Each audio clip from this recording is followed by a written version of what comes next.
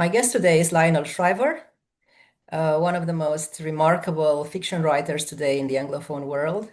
She is the author of, I think, 17 novels. Sounds Um, right. yeah, I think so. The latest one being Mania, which is the one we're going to talk about today. And but in the past, I don't know, 10 years or so, she has become very well known as a cultural critic. Um, Particularly since the Anglosphere has been caught by various manias and bizarre ideologies. And in fact, she is one of my favorite cultural critics. Um, I think I think you have a column in The Spectator, if I'm not mistaken. That's correct. Okay. She's an American, but she lived for over 30 years in Great Britain. Now she lives between Portugal and the United States. So thank you very much for accepting this invitation. Well, it's a pleasure to speak with you. Um, I'm going to start with a question that has been on my mind, and I'm not sure even there. I think it's more of a rhetorical question. I don't know, but I'm curious to hear your perspective. There are many cultural critics, obviously, in the nonfiction world. There are many people who are writing and have very interesting podcasts. I'm sure you follow some of them, um, and many critics of the cultural ideologies, which could be summarized as wokeism or something like that. But in the fiction world, you may be the only fiction writer or novelist I know who is really criticizing very seriously the current ideologies that have taken over the Anglosphere. I mean, I know, for example, in Italy, there is a writer, Alessandro Piperno, who is very good and who writes some kind of satire novels that may be a little bit similar with yours. Hmm. But in the Anglosphere, I don't know. So it's totally extraordinary given the fact that novelists and fiction writer in general are those who are supposed to be a sort of not necessarily a mirror, but to be observers of society and to be archaeologists of the human soul, so to speak, to be psychologists. So how do you explain of all the genres, it seemed to me that it's fiction writers that have abandoned the most their role in looking at the society and portraying it in their works. I agree it's a little mystifying. Um, I have been surprised I don't have more company on my side, and I'm sorry to have to think in those terms, but for the last 10 years or so, that's been pretty inevitable. You're either behind all the woke stuff or you're not, because it's a package deal. It is a Uh, package. Yeah. Now, to be fair, there is no obligation on fiction writers to necessarily take public stands on nonfiction issues. And, if you're into writing what we now call romantasy or historical novels, etc., there are all kinds of genres that don't necessarily intersect with politics in the present.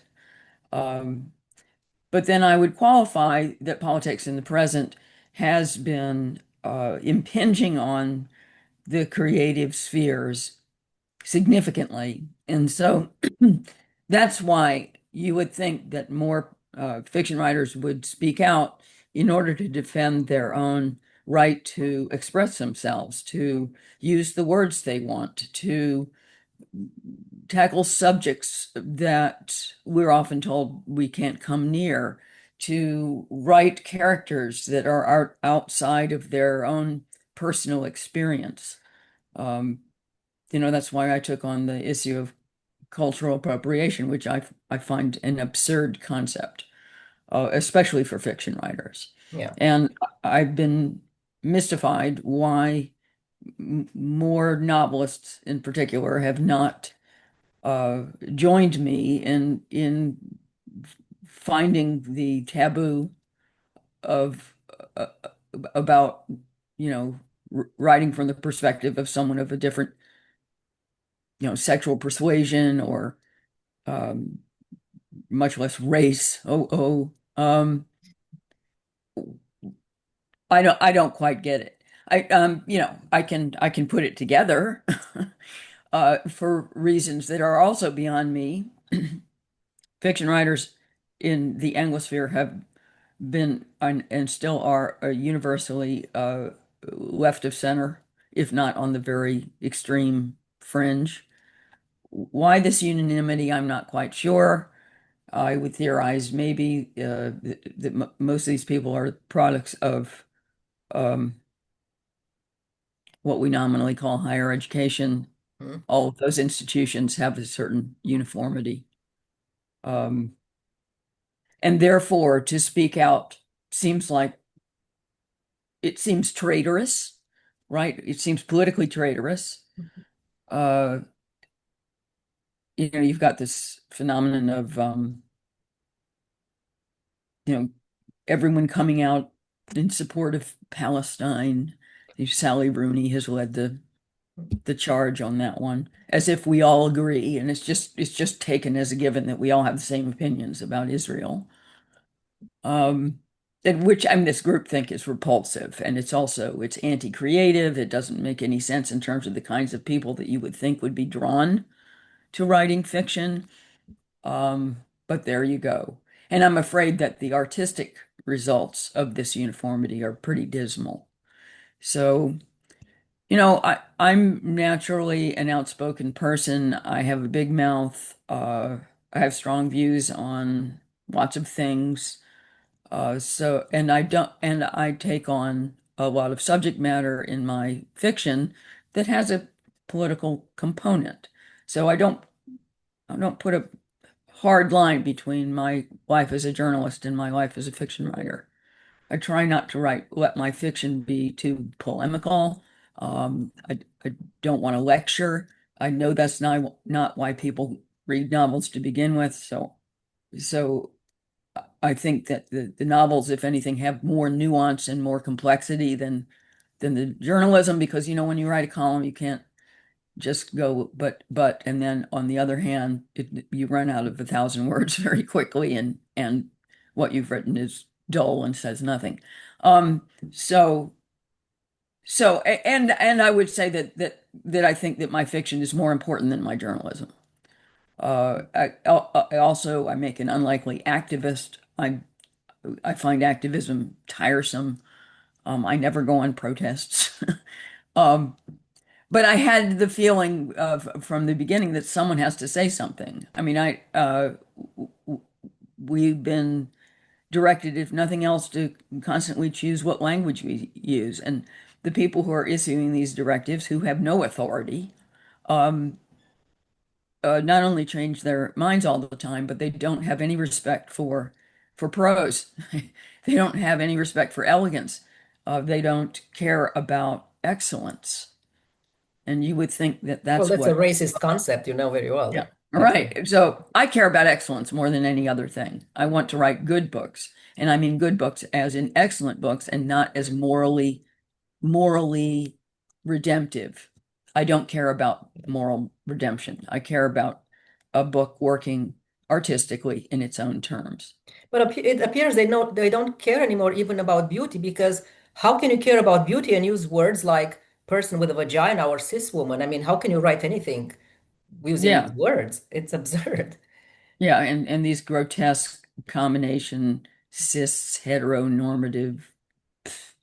I mean, yeah, I mean the woke language is full of linguistic abominations. And Well, that's reason enough for any writer to dismiss these people. yes, I mean, I lived for 25 years in a communist country, and we call this, I mean, it wasn't wokeism, but it was something similar in the terms of this obsession, the dynamic of oppressed versus oppressor was the same. And the Hmm. language, which was made of cliches and slogans, we called it the wooden language. But the wooden language came as Hmm. an imposition from the dictator and from the Communist Party. And what I find utterly extraordinary is that in America, it comes from the intellectuals themselves and even from the writers. So that I Well, can't, of course, it comes from academia or people who've come through yes, academia. And in truth, academia it has yes. always been infamous for creating ungainly linguistic abortions and using 50 words where three would do. I mean, Hmm. they're not traditionally good writers. Yeah. Um, and they're not artists. I mean, which is a label that I claim with some reluctance, because it's intrinsically pretentious, but it's a thing, right? Okay, so let's move on to Mania, your latest novel, which came out, I think, last year. So I'm just gonna I mean, the premise of the novel is, as written on the cover, what if calling someone stupid was illegal? And if you just read it like that, without thinking too much, you think, oh my God, what a dystopian world. But in effect, we are already there. Um, and I don't know if you knew this when you wrote the novel, but I think in Germany, for example, they now have a law in which insulting, just generally insulting someone, it's punishable. It's a punishable offense. So that's just one of the many absurdities that we live with nowadays. So can you give us just in a few words, like the main storyline, so we can discuss later the philosophical aspects? Well, I was interested in the fact that since about 2012, we have been roiled repeatedly by what I would call social manias, uh, social hysterias. Uh, there are lots of names for it, but you know when you see it, although you usually recognize it in retrospect Mhm. and not at the time. At the time, it's just what's happening and seems to most people to be self-evidently true, even if it's a flagrant lie. And we can start with transgenderism, which I think hit about 2012. Most people only started to notice it a couple of years later, but I noticed in 2012 Yeah, that I only noticed it in 2016. So right. Well, it took a while. yeah. But in 2012, that's when these documentaries on television started coming out, Fast and Furious, about little boys in dresses and how Mhm. weird that was. And there was a kind of prurient fascination because it was right on the heels of uh, gay marriage being accepted In almost. retrospect, I realized that they were simultaneous. They're related Yeah, because there's the definitely a same connection. Yes, same NGOs, the same activists that exactly. were behind gay marriage had nothing more to do. And they should have Exactly. just hung up their hats, but that's not Hmm. what these kinds of people do. Yes, So they moved on to transgenderism exactly. and Yes, tried to present it as the same kind of civil rights issue, which it is not. exactly. Yeah, And, I totally agree. the fundamental lie in the whole movement is that you can change sex. You cannot. It's scientifically, biologically impossible. You're stuck with it. And to tell little children that they can decide which sex they want to be is an abomination to me. Um, but that was just the first of them. And, the whole Black Lives Matter movement, the Me Too movement, COVID itself was a mania, which uh, produced many submanias, the nuts about masks, um, the vaccine mandates. Uh, I think climate change is another mania. That's not a very popular position to take, but I'm used to I it. have my position on that, but we don't have time about for that. So Right. Um, so I was interested in the phenomenon of the social mania itself. So I decided rather than write on any of these individual issues, I would make up my own. And it is not that far afield from the kinds of um, premises like that you can change sex that we've been subject to recently. Someone writes a book, and the thesis catches on universally that there's no such thing as variable human intelligence, that everyone is equally smart, that any difference in their ability to know or say things is just what we call a processing issue, and therefore the civil rights. Alternative processing, you call it. Yes, alternative processing. Cognitive apartheid. I like your And expressions. Cognitive apartheid. well, that was fun. And so the mental parity movement Hmm. uh, takes hold, and the worst thing you could call anyone is stupid, right? That's becomes the equivalent of using the N word or something like that in relation to race. And it was a useful um, it was a useful mania to contrive, partly because um, the left has for a long time now been obsessed with the issue of equality. They want everyone to be the same. They're Exactly. very uncomfortable with what we would call God-given differences in ability. And they want everyone to end up with the same rewards, regardless of how much effort you have put in. So, I mean, that's socialism Yes. because, you can work your heart out and then you get the same wages as everyone else, the same wages as someone who has stayed home and watched Netflix for their entire life. And that is the left's version of justice. I so I wanted to take on that leveling instinct. I wanted to take on the defiance of reality, because we all know that some people are smarter than others, and you pick that up when you're a little kid. Um, and it was just it was also a useful exercise to go through the way that a mania takes hold and how people operate socially within it.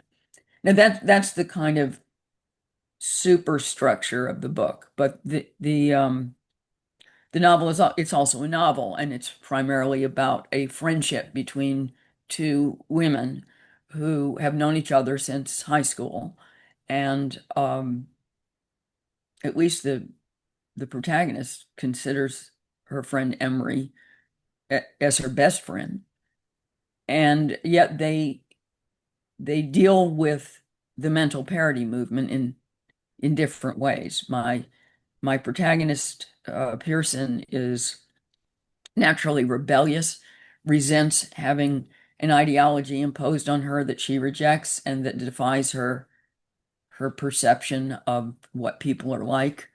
Um, and whereas Emery is inclined to use it to advance her career. And so Emery begins to parrot the shibboleth of the mental parity movement in public because she aspires to be a television commentator, and she in fact attains that position because she's gone along with it. So I'm looking at, you know, different instincts. And by the way, and I should know, by and large, it does not pay to defy social manias. I have probably damaged my career considerably by speaking out against the woke thing. And I'm comfortable with that because it's worth it to me. And I think that it's on the one hand, I don't get into invited to as many literary festivals as I used to, but on the other, in some ways, my profile is higher because I've stuck my neck out. Um, for my protagonist Pearson, her resistance is self-destructive in more than one sphere. She destroys her career, and she ends up destroying or having destroyed, because Emery is the agent, her friendship with with someone that she has very strong feelings for. And so it's also looking at the way friends and relatives have been falling out with each other catastrophically through this entire period. And it's almost always the party to the left in the relationship that flounces out. And The person who is adhering to the social mania is offended by the the friend or the family member who isn't going along with it. I want to quote something from the novel which I really love because the you try to give an answer to why people do this. And okay, so basically, because it's a question I ask myself, first of all, in communist Romania and then in capitalist woke America. And this is your answer. Quote, try as I might, I can't identify the point at which she must have stopped pretending to believe in MP, mental parity, and started believing instead. And then you go on and you say something that is extremely insightful, I think. It's veritably impossible to promote a falsified viewpoint in a cynical spirit of pure self-interest while simultaneously maintaining a private viewpoint diametrically at odds with a public one. It's too exhausting. It's too much mental labor to erect a Chinese wall in your own head. So I find that a very astute psychological explanation for how people move from pretending to actually believing. Yes. I mean, for people on the outside of woke world, I hear from them all the time. Do these people really believe this stuff? Yeah, And I think the answer is yes. And sometimes the cooperation with the fashionable ideology is self-interested. It's like just go along with it because otherwise you're going to pay a terrible price. But, whenever you say something over and over again, you tend to talk yourself into it.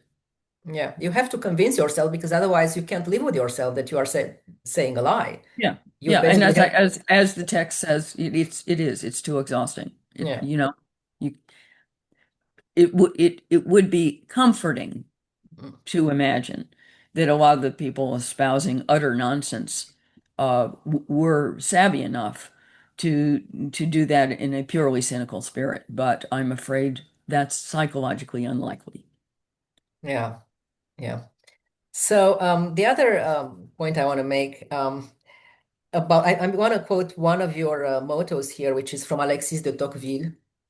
When there is no more hereditary wealth, privilege class, or prerogatives of birth, it becomes clear that the chief source of disparity between the fortunes of men lies in the mind.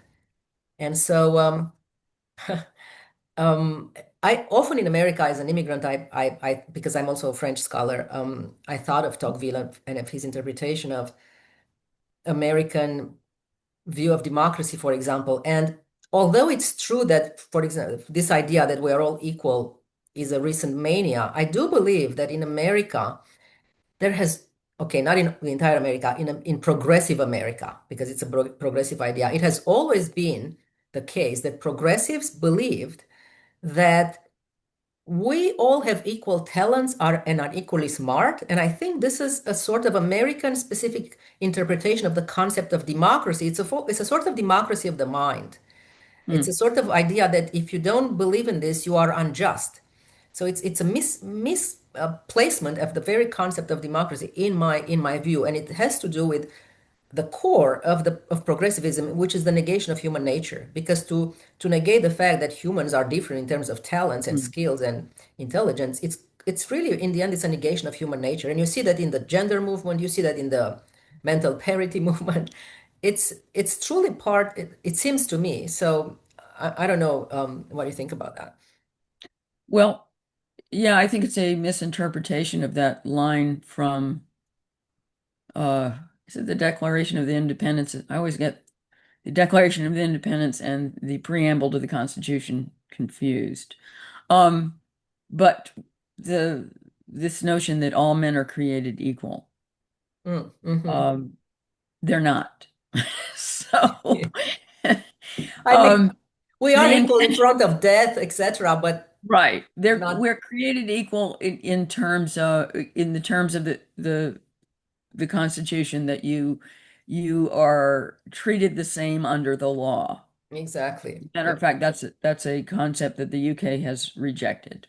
They now have special categories of people who have so-called protected characteristics, and different laws apply to them. But any such laws in the United States have always been struck down by the Supreme Court. So, I mean, we start there. Hmm. And I think the left has a further problem with privileging citizens over non-citizens, which is another interest of mine. My next book is about immigration. Hold on a And second. Privileging citizens over non-citizens? yes, so they're very uneasy with the concept of nation. They don't believe Hmm. that people in a country who belong to a country, who were born there, whose ancestors were from there, have any more rights than someone who just crosses the border and is suddenly present, physically present in the country. They deserve all the same benefits.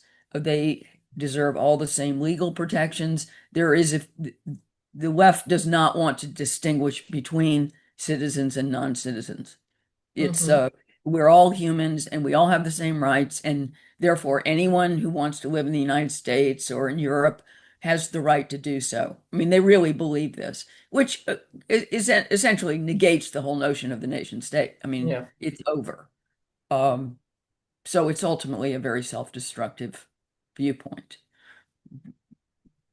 But it's the same problem. It's the deep discomfort with making distinctions between people and saying some people are better than others in terms of the way you're going to treat them. Um, you know it, and it is the same as saying, you know, we're going to give this job to somebody who is smarter and more creative than this other person who's kind of dull and slow. That's meritocracy. The left has gone to war with meritocracy, and that spells the doom ultimately of any society. If you are, I mean, that's my problem with DEI, right? Uh, Diversity, equity, and inclusion, which is just affirmative action by another, a different acronym. Um, so it means that you hire people because they check certain boxes, that they have the race you want, they have the sex you want. Um, Maybe they have a different sexual orientation, another box. That's the only, those are your standards, and not that they can do the job. And that leads to all kinds of terrifying incompetencies. Uh, the most forbidding of which, for me, because I travel a fair bit, is air traffic control, which in the United States Oh. has indeed recently been obsessed with so-called diversity. They do not mean diversity of skills, they mean diversity of race, first and foremost. But And I don't care. I I didn't don't see. care who's landing my plane, what color their skin is. I just want to not be in a plane that blows up, thank you very much. And Yeah. so there are some fields, medicine is another, which has also been Mm. hugely overtaken with an obsession with diversity, especially in medical schools. And this is not in the interest of anybody, including people who belong to minority groups. It's just we all need reliable medical care.